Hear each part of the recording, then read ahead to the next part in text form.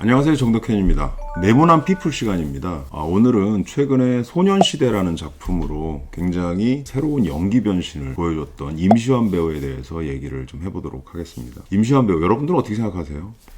이 배우에게서 느껴지는 어떤 독특한 분위기라든지 아우라라든지 이런 것들이 분명히 있는데요. 저는 이 부분을 미생의 원작자죠, 윤태호 작가가 가장 잘 표현을 했다고 생각합니다. 임시완 배우에 대해서 뭐라고 얘기했냐면요, 14살 된 아이가 나이에 맞지 않는 성숙함을 보일 때 짠한 마음이 있는데 임시완에게서 그런 연민이 느껴진다, 이렇게 얘기를 했거든요. 저는 왜 이렇게 얘기를 했는지 좀 이해가 돼요. 왜 그러냐 하면 임시완 배우가 사실은 세월을 잊은 듯한 초절정의 동안 외모를 갖고 있거든요. 사실 외모 얘기해서 좀 그렇지만 배우로서는 외모도 하나의 자산이기 때문에 그런 동안의 외모를 갖고 있지만, 이 임시완 배우 나이가 얼마나 됐을 거라고 생각하세요? 30대 중반입니다. 잘 믿기지 않으시죠? 근데 지금 이번에 소년시대라는 작품에서 고등학생 역할을 했거든요. 그만큼 동안이라는 건데, 연기를 지금 시작한 지 한 10년 정도의 공력이 쌓였습니다. 그러면 그간 쌓여진 내공들이 만만치 않다는 거죠. 근데 그 뭔가 성숙한 연기를 보여주는 인물이 고등학생 역할을 할 때 느껴지는 이 부딪히는 지점들, 거기서 연민이 느껴진다. 마치 어린아이가 나이에 맞지 않게 굉장히 조숙한 느낌을 풍길 때 부모가 갖게 되는 뭔가 연민의 감정이라든지 이런 심정이 임시완 배우를 그냥 보면 좀 느껴진다는 거죠. 그래서 그게 저는 이 배우가 갖고 있는 가장 강력한 힘이 아닌가라는 생각이 들어요. 배우가 시청자들이나 어느 보는 분들한테 연민의 감정을 불러일으킨다는 거는 컨텐츠 안에서는 굉장히 큰 장점입니다. 결국 그게 힘이라는 게 연민 같은 감정을 불러일으키면서 그거에 대한 공감을 통해서 생겨나는 거라고 볼 수 있기 때문에 이 배우는 어떤 면에서는 어떤 배역을 맡든지 간에 일단 등장부터 상당히 플러스 알파를 갖고 시작하는 그런 배우라고 볼 수 있겠습니다. 소년시대라는 작품에 대해서 먼저 얘기를 해보면요, 1989년도가 배경입니다. 저는 이제 87학번이라 대체로 이 80년대 분위기를 좀 아는데, 이 당시에는 사실은 폭력이 좀 일상이던 시대였어요. 물론 뭐 다 그런 건지는 모르겠는데 많은 학교에서 주로 말죽거리 잔혹사 같은 그런 폭력들이 많이 벌어지곤 했죠. 특히 여기는 또 지방이 또 배경으로 나옵니다. 충청도예요. 충청도 하면 여러분들 어떤 느낌이 드시나요? 충청도 사투리가 갖고 있는 고유의 어떤 정감이나 해악 같은 것들이 있는데, 그래서 많은 개그맨들이 충청도 사투리를 많이 활용한 개그를 많이 하잖아요. 그만큼 뭔가 이 작품이 해학적인 부분들이 있다, 이 웃음을 주는 부분들이 있다는 거죠. 여기서 임시완 배우가 맡은 역할은 고등학생 장병태입니다. 학원 액션물에서 나오는 남자 주인공이 대체로 잘 싸우고 그런 인물로 많이 등장을 하는데, 여기서는 굉장히 정반대예요. 동네 북이죠. 그래서 매일 일진들한테 두드려 맞으면서 오늘은 좀 안 맞았으면 좋겠다, 이런 생각을 하는 그런 인물인데, 이 인물이 온양에서 지내다가 부여 농고로 전학을 오면서 생기는 해프닝이 이거로 시작을 합니다. 아산백호라는 전설의 싸움꾼이 이 학교로 전학 온다는 소식을 이 동네의 일진들이 듣는 거죠. 근데 이름이 헷갈리면서 장경태가 아산백호로 오인받는 이런 상황이 생기는 거죠. 그래서 거기는 일진들이 아주 극진하게 장병태라는 친구를 이렇게 대우를 해주고 추켜 세우는데, 진짜 아산백호가 등장을 하면서 아주 처절한 어떤 응징 같은 것들을 당하는 이 장병태의 모습이 다시 등장을 합니다. 그땐 좀 마음 아픈 얘기들이 많이 등장하는데, 여기 이 부여 소피 마르소라는 인물이 등장해요. 강선화, 강혜원 씨가 연기를 했는데, 이 인물이 결국은 이 정경태라는 아산백호한테 다시 마음을 돌리면서 여자친구도 뺏기는 거죠. 그리고 가족까지 좀 해코지를 당하는 이런 상황까지도 벌어집니다. 그래서 어떻게 해요? 장병태가 각성을 하는 거죠. 나 계속 당하고만 살지는 않겠다. 각성하고 이 일진들하고 맞서서 하나하나 이렇게 처단해 나가는 그런 학원 액션물의 어떤 전형을 좀 따라가는 얘기인데, 흥미로운 건 충청도의 해악이 묻어나는 웃음을 베이스로 한 그런 이야기들로 꾸며져 있다는 겁니다. 그래서 이 작품은 학원 액션물로서의 그런 액션의 재미도 있지만, 동시에 여기 지금 부여 흑거미로 장병태를 도와주는 인물이 등장하거든요. 여고생들 중에 짱인 박지영이인데 여기 이선빈 씨가 연기를 했어요. 그래서 이선빈 씨와 임시완 씨의 멜로 감정 같은 것들이 또 생겨납니다. 여기에다가 이 부여농고의 대표 찌질이라고 할 수 있는 조호석이라는 인물, 이상진 씨가 연기를 했거든요. 그 이상진 씨와 뭐 티격태격하면서 하는 우정 이야기도 들어가 들어가 있고, 그 다음에 이 장병태의 가족 서사도 같이 또 들어가 있어요. 거기도 약간 눈물을 짜내는 그런 짠한 이야기들이 또 같이 들어가 있다는 거죠. 그래서 전반적으로 작품이 다양한 장르의 재미 같은 것들을 이렇게 품고 있는데, 임시완 배우가 그만큼 다양한 장르들을 소화할 수 있을 만큼의 역량이 충분히 쌓여져 있다,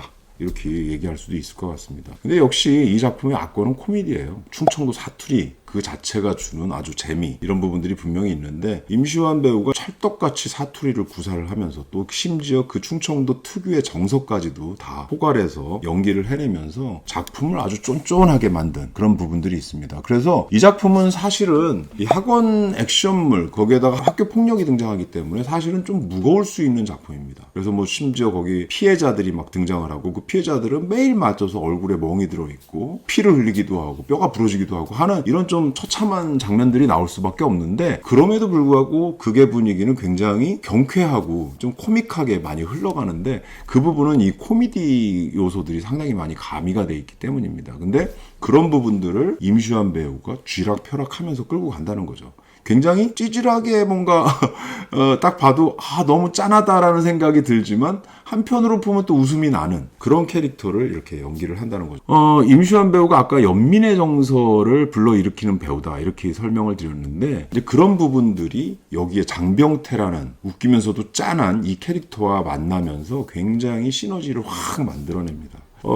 이 배우를 보면 사실은 연기 공력이 만만치 않거든요. 2012년에 나왔던 해를 품은 달로 데뷔를 했어요. 그리고 나서 그 후에 지금 한 10년이 조금 넘은 시간 동안 연기 스펙트럼을 쌓아갔는데, 지금 30대 중반의 나이가 됐죠. 근데도 여전히 고등학생 역할을 하는, 그러다 보니 일종의 약간 청춘의 아이콘 같은 그런 이미지로 이 임시완 배우가 좀 굳어진 면이 있습니다. 대표적인 작품으로 떠올리는 건 이제 변호인이죠. 아주 가녀린 몸을 가진 아름다운 얼굴을 가진 미소년이 이 용공 조작 사건에 휘말려서 고문당하는 장면이 나옵니다. 그래서 이 고문당하는 그 대학생의 역할을 사실은 관객들이 보면서 너무 그 자체로 너무나 안타깝게 느껴질 수밖에 없는 그런 이미지들을 이제 많이 임시완 배우가 뿜어냈거든요. 그 장면을 찍는 데 있어서 사실은 대역 없이 혼자 다 그걸 소화했다고 합니다. 그래서 이 작품을 통해서 임시완 배우가 사실은 배우가 아니라 아이돌로 데뷔를 했잖아요. 그런데 이 배우로서 확실한 뭔가 입지를 확 다지는 그런 작품으로 변호인이라는 작품을 우리가 얘기 안 할 수 없습니다. 그 다음 작품이 뭐예요? 미생입니다. 미생. 냉혹한 취업 현실, 그리고 실제로 취업을 한 이후에도 굉장히 사회초년생의 어려움을 겪는, 그래서 미생일 수밖에 없는 이 시대의 청춘에 대한 이야기들을 잘 그려냈어요. 그래서 이 작품을 통해서 청춘의 대명사라는 호칭까지도 임시완 배우가 얻게 됐다는 거죠. 그 후로도 이 임시완 배우가 사실은 배우로서의 욕심 같은 것들을 계속 보여줘요.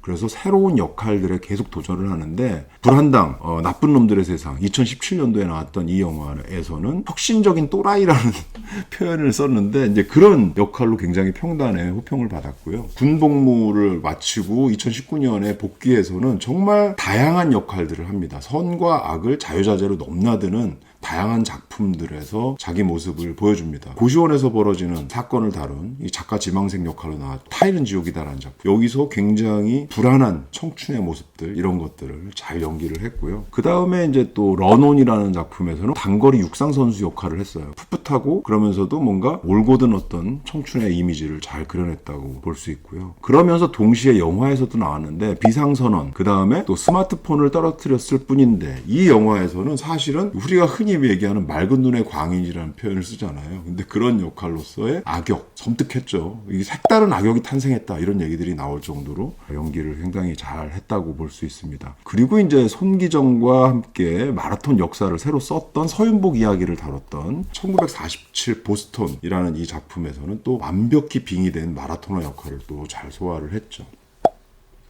사실은 아까 아우라가 있다고 얘기했어요. 소년의 얼굴을 갖고 있지만 만만치 않은 내면의 어떤 성숙도를 갖고 있기 때문에 그 갭 차이에서 생겨나는 연민의 정서, 이게 아우라라고 얘기했는데, 이런 아우라를 그냥 가진 게 아니라 끊임없는 노력, 노력 때문에 가질 수 있었다는 게 임시완 배우의 성장 과정에서 그렸던 스토리입니다. 그래서 주변에 이런 그 임시완 배우의 노력을 증언하는 감독들의 이야기들이 정말 많아요. 대표적인 인물이 누구냐면 1947 보스톤을 감독했던 강재규 감독님이 그런 얘기를 하셨다고 그래요. 처음에 임시완 배우를 보고 저런 몸으로 서윤복이라는 당대에 굉장히 가난하기도 했고 또 마라토너면은 삐쩍 말라야 되거든요, 사실은. 근데 그런 모습을 할 수 있을까라는 의구심을 딱 갖게 됐대요. 그런데 한 달 정도 지나고 나서 다시 임시완 배우를 보고 깜짝 놀랐다는 거 아닙니까? 왜요?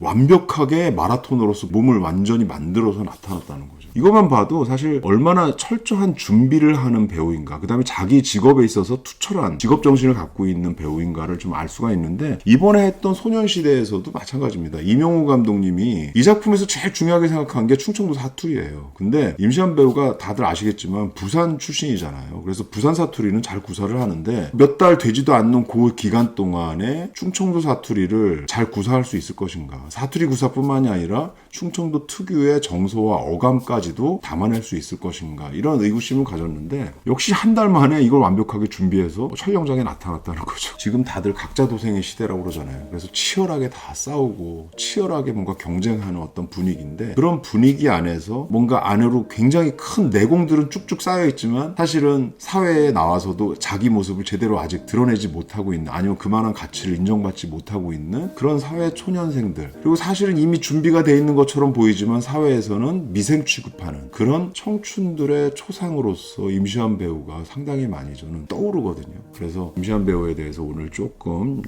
짧게 정리를 했는데, 지금 미생 취급 당하는 어떤 청춘들에 대한 얘기를 했는데, 임시완 배우가 지금 이렇게 완생 배우로서 이렇게 나가는 것처럼 많은 청춘들도 이 배우의 성장 과정 안에서 그만한 어떤 희망과 어떤 위로 같은 것들을 충분히 받지 않을까라는 생각을 합니다. 다들 올해 2024년을 맞이해서 완생하시기를 바라면서 오늘 시간 마치도록 하겠습니다. 감사합니다.